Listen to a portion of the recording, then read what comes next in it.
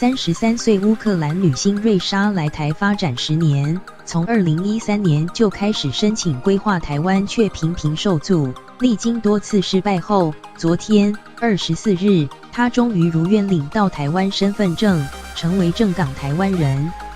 总统蔡英文第一时间亲自到瑞莎脸书留言，暖心的一番话被网友赞爆。瑞莎昨天在脸书上晒出一张自己拿着身份证的照片，写道：“我是正港的台湾人，只能说谢谢你们。”贴文发出不久后，总统蔡英文亲自在底下留言表示欢迎你加入台湾这个大家庭，让不少人又惊又喜，直呼总统也来了。真的假的？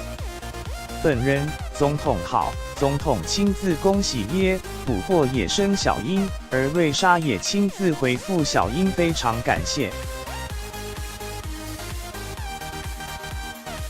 此外，内政部长徐国勇也亲自留言，我们诚挚的欢迎瑞莎小姐加入台湾大家庭。常郑文灿则说，谢谢瑞莎在桃园的龙潭国中和双龙国小担任义务教练，指导韵律体操选手，恭喜你成为正港台湾人。